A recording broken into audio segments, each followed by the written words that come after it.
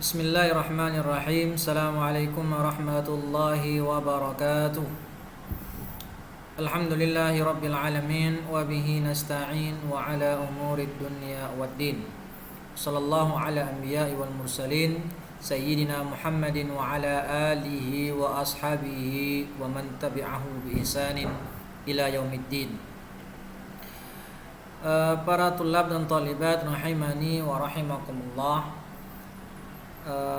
Alhamdulillah, kita bersyukur kepada Allah atas kesempatan yang Allah berikan, ya, sehingga pada saat ini kita bisa melanjutkan pembahasan materi fikih dalam pembahasan Kitabul Ijarah atau Babul Ijarah. Ya. Nah, untuk pembahasan kali ini yaitu bab ijarah atau bahasa mudahnya adalah sewa menyewa. Di antara poin-poin yang akan kita bahas pada kesempatan kali ini adalah pertama, pengertian ijarah sendiri, kemudian apa dalilnya, dalil disyariatkan ijarah, kemudian ada lagi kita membahas rukun-rukun ijarah, kemudian syarat sahnya ijarah, dan kemudian kapan berakhirnya masa ijarah. Baik, langsung saja. Dari pembahasan yang pertama yaitu pengertian dari ijarah itu sendiri. Apa itu ijarah secara bahasa? Bahasa artinya al-ujrah, ismun lil ujrah. Secara bahasa, ijarah adalah ismun lil ujrah. Ya, ismun lil ujrah, atau di buku itu tertulis al-ithabah. Yaitu ya untuk nama yang dipakai untuk upah, pengupahan. Sedangkan menurut syariat itu aqdun ala manfaatin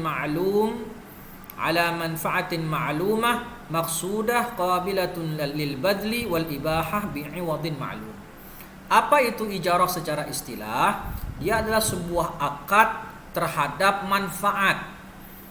Akad untuk memiliki manfaat yang diketahui, kemudian manfaat yang memang diinginkan dan bisa untuk diserah terimakan, dan manfaatnya itu manfaat yang mubahah atau manfaat yang dibolehkan dalam syariat, dan yang terakhir dengan iwad, ya, dengan upah yang diketahui. Dari sini kita ketahui bahwasannya yang namanya ijarah itu berbeda dengan jual beli. Ijarah itu adalah kepemilikan manfaat, bukan memiliki bendanya. Kalau jual beli kan pengertiannya adalah naqlu milqin ilal ghair li ajli tamalluk ala wajhi ta'bid. Kalau jual beli itu adalah untuk memiliki barang, ya, beli HP, beli laptop, beli mobil, beli beras, dan beli-beli yang lain. Tujuannya memang ingin memiliki barang tersebut dalam jangka waktu selamanya ala wajhi ta'bid. Nah, kalau ijarah itu dia hanya untuk memiliki manfaat dari barang, bukan barangnya. Ya, seperti kalau orang ngontrak rumah, dia kan hanya memiliki manfaat rumah tersebut untuk di tempat tinggalkan, bukan memiliki rumah. Naam. Kemudian yang kedua, perbedaannya dengan jual beli, ijarah ini dia pakai tempo. Setahun, 2 tahun, 6 bulan, atau sekian bulan. Jadi dia ada temponya. Sedangkan jual beli nggak pakai tempo. Jual beli itu untuk waktu selama-lamanya ala wajhi ta'bid, sebagaimana yang sudah Ustadz jelaskan di pembahasan jual beli. Nah, ya, jadi terhadap manfaat. Manfaatnya berapa syaratnya? Ada banyak. Nanti akan kita bahas syaratnya masing-masing. Dengan upah tertentu, ya, dengan upah tertentu. Sebagaimana kalau ngontrak rumah, ini akadnya ijarah, sewa menyewa. Nah, kontrak rumah kalau di Klaten itu kira-kira 7 juta setahun, atau mungkin lebih bawah lagi 5 juta, atau bahkan sampai 10 juta setahun. Nah, itu dia namanya iwad. Baik. Dalil disyariatkannya ijarah. Apa dalilnya? Dari Al-Quran ada, dari sunnah ada, bahkan dari ijma' kaum muslimin. Ijma' ulama mengatakan bahwasannya akad ijarah adalah akad yang diperbolehkan oleh syariat.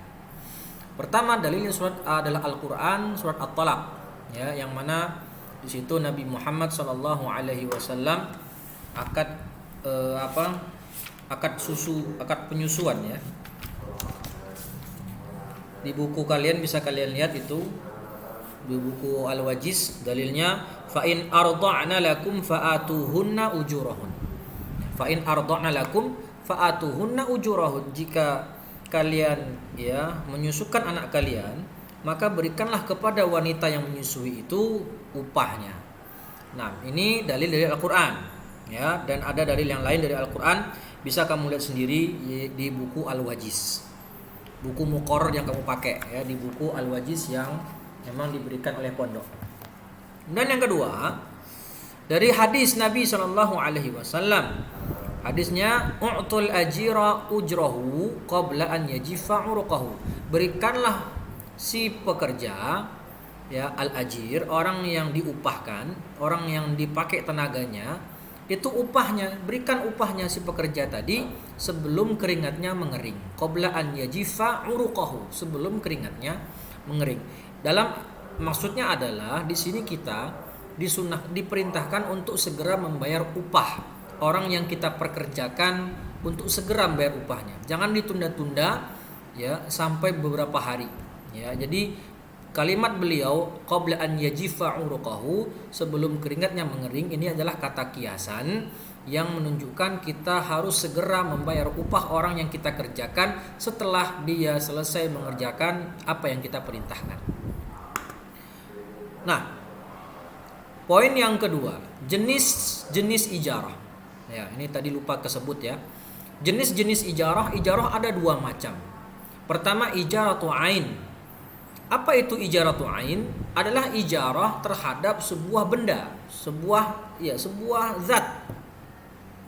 Seperti sewa rumah, sewa mobil, sewa motor, itu kan kita menyewa barang yang kita ingin miliki manfaat barang itu. Taib, ini mafhum insyaallah. Sewa rumah, sewa mobil, sewa motor, sewa laptop, ya, sewa sepeda dan yang lain-lain. Itu sewa dalam artian menyewa barang.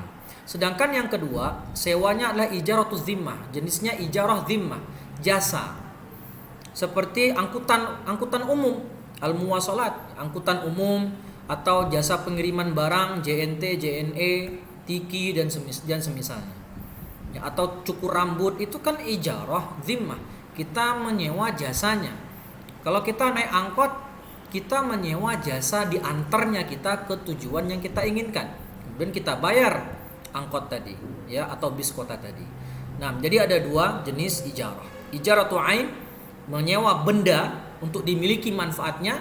Yang kedua, ijarah zimmah adalah menyewa jasa ya, karena telah mengantarkan kita atau telah memberikan kita tujuan yang kita inginkan. Itu contohnya al-muwasalat, yaitu angkutan umum ya, hal-hal transportasi. Nah, bahasa gampangnya transportasi. Kemudian poin yang ketiga ya, dari pertama pengertian, kemudian dalil, yang ketiga jenisnya, dan yang keempat ya, ini yang keempat, yaitu rukun. Ya, kita tahu rukun adalah sesuatu yang mesti dipenuhi dalam sebuah akad atau dalam sebuah ibadah, dan rukun itu adalah bagian dari akad sendiri.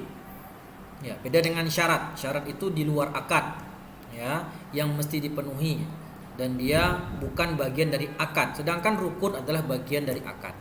Kalau dalam jual beli kita kenal rukunnya ada 3. Ada pelaku akad, ada objek akad, dan yang ketiga ada sirah. Secara terperinci ada 6, dan itu sudah saya jelaskan di pertemuan bab jual beli. Nah, sedangkan rukun ijarah ada 4. Yang pertama, pelaku akad, muajir, mustajir. Muajir orang yang menyewakan barangnya, sedangkan mustajir adalah orang yang mengambil sewa. Ya. Saya menyewa rumah Pak Ahmad. Saya mengontrak rumah Pak Ahmad. Nah, Pak Ahmad ini sebagai muajir, saya selaku mustajir. Baik, ini yang pertama. Kemudian yang kedua, manfaat. Ada manfaat dari barang yang kita sewa. Nah, syarat manfaat itu ada 1, 2, 3, 4. Ada 4 syarat yang harus berlaku terhadap manfaat. Pertama, manfaatnya diketahui, ma'lumah, dan bukan perkara yang jahilah atau majhulah. Manfaatnya diketahui. Rumah, apa manfaat rumah? Diketahui, untuk tempat tinggal. Motor, apa manfaat motor? Ya, untuk dikendarai dan yang semisalnya. Yang kedua, manfaatnya maksudah, yaitu memang barang tadi digunakan untuk manfaat yang diinginkan sesuai fungsi dari barang tersebut. Seperti menyewa rumah untuk di tempat tinggal, untuk ditinggali. Ya. Tidak boleh ya, kalau dalam buku-buku fikih dijelaskan salah satu contoh manfaat yang tidak maksudah adalah menyewa barang, misalnya menyewa motor hanya untuk foto misalnya, atau menyewa bunga hanya untuk dicium baunya dan semisalnya. Ini manfaat yang tidak diinginkan dari fungsi barang itu sendiri. Ketiga adalah manfaat yang mubahah. Apa itu manfaat mubahah? Manfaat yang memang dibolehkan dalam syariat. Sehingga kalau manfaat yang dipakai, manfaat dari barang itu adalah manfaat yang diharamkan dalam syariat, maka akadnya tertolak. Contohnya apa manfaat yang tertolak, manfaat yang haram? Ya sewa, mohon maaf ya, dalam kasus pelacuran misalnya, atau menyewa rumah untuk dijadikan tempat karaoke misalnya, ini haram. Kemudian sewa menyewa alat musik, atau sewa artis untuk tampil di pentas seni misalnya, atau sewa anjing dan yang semisalnya. Ya, yang jelas manfaatnya dikatakan manfaat yang diharamkan dalam syariat. Taib, atau menyewa pembunuh bayaran. Ya, ini termasuk manfaat yang diharamkan. Kemudian yang terakhir, keempat adalah maqdurun litaslim, yaitu barang tadi bisa diserah terimakan kepada orang yang menyewa. Ya, barangnya bisa diserah terimakan. Artinya barangnya tidak cacat, ya, artinya barangnya tidak hilang. Seperti contoh orang menyewakan mobilnya yang dirampas orang lain, tentu tidak bisa.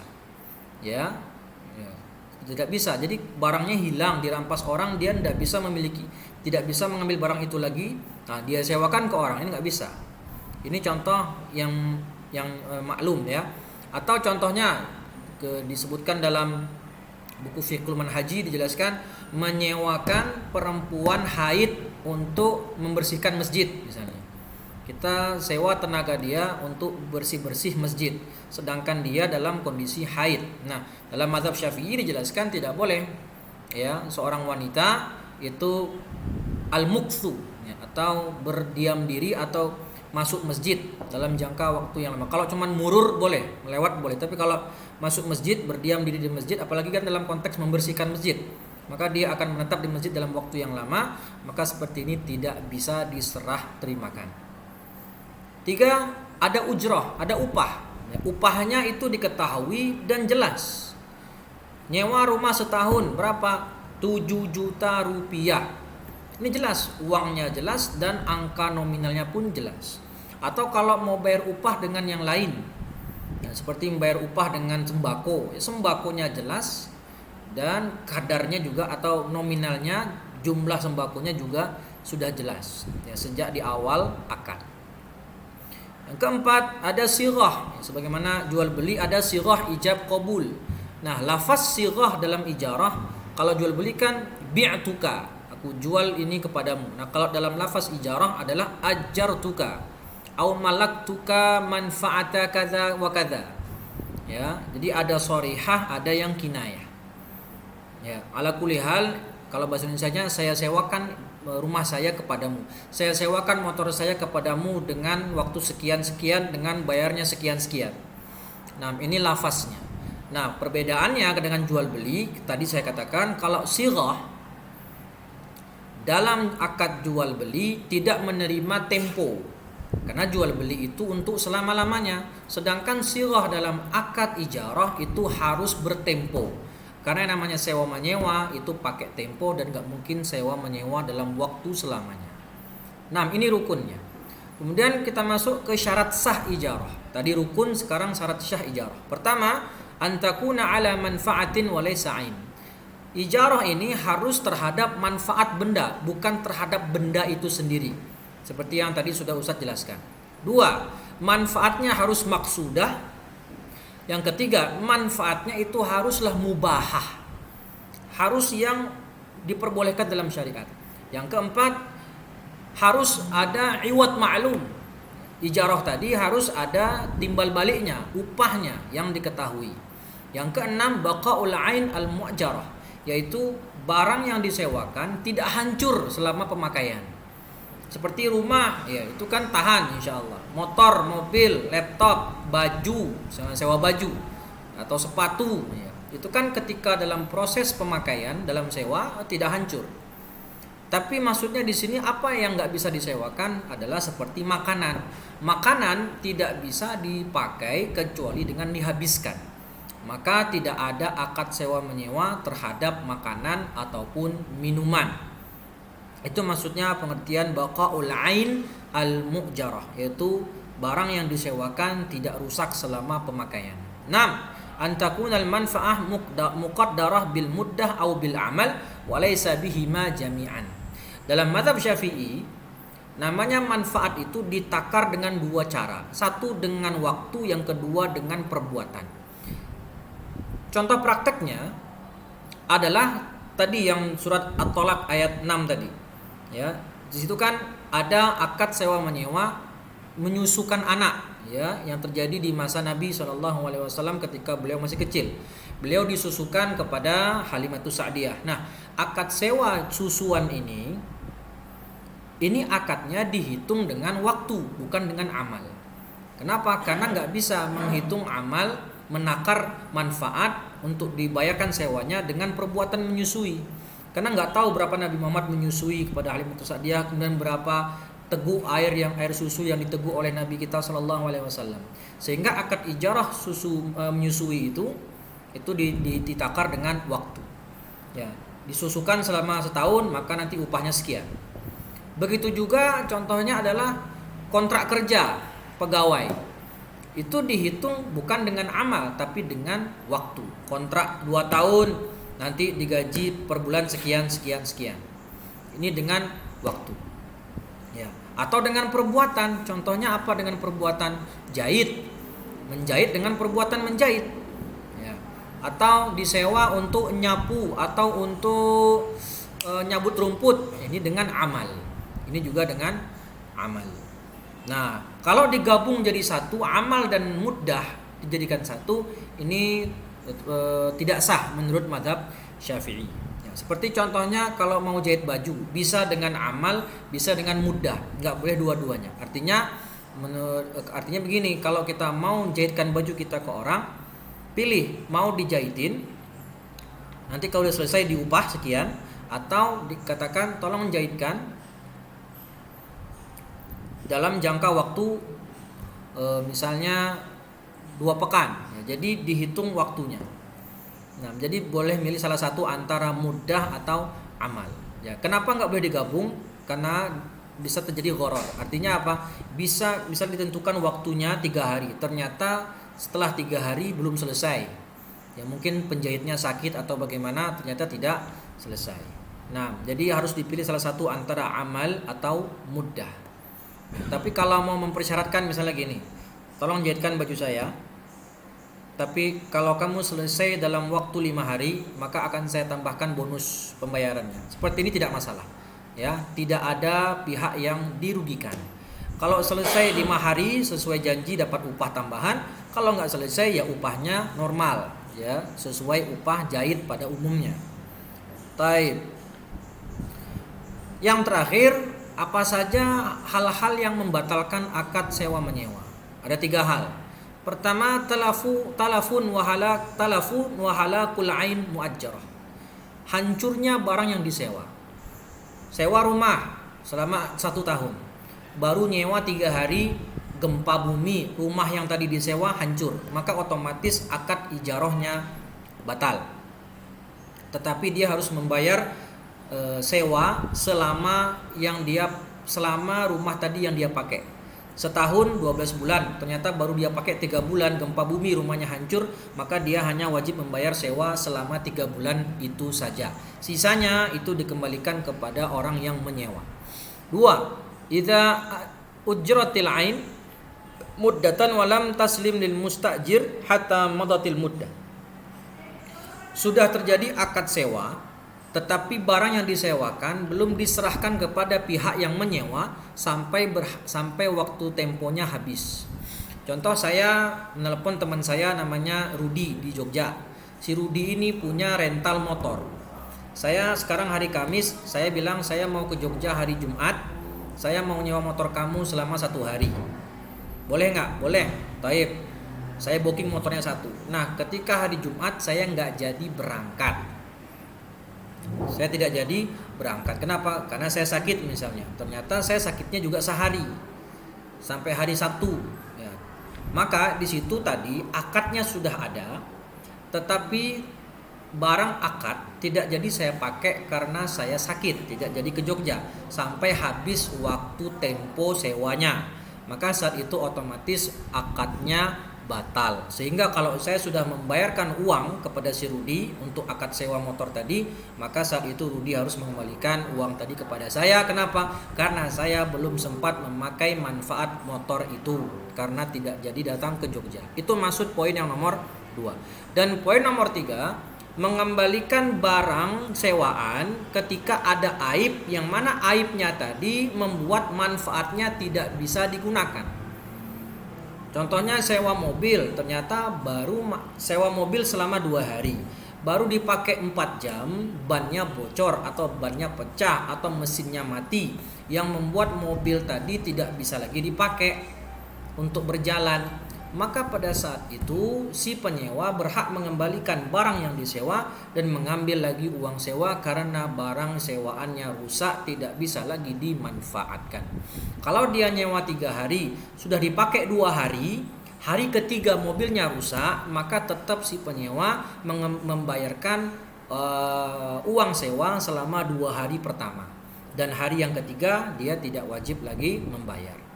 Taib. Ya, ini di antara atau sebab-sebab batalnya akad ijarah. Taib ya, mungkin cukup sekian dari Ustadz. Semoga bermanfaat dan semoga dapat dipahami. Jika memang masih belum paham, monggo bisa ditanyakan di kolom komentar ya, atau bisa langsung menghubungi Ustadz. Insyaallah jika Ustadz mampu akan Ustadz jawab. Baik, insyaallah kita lanjutkan di pertemuan terakhir, pembahasan kita yang terakhir, yaitu pembahasan tentang asyirkah atau asyarikah ya, atau persekutuan. Insyaallah kita akan bahas di pertemuan selanjutnya, dan itu materi terakhir di semester ini insyaallah. Kurang lebihnya mohon maaf, semoga bermanfaat. Aku qauli hadza wa astaghfirullah li wa lakum. Assalamualaikum warahmatullahi wabarakatuh.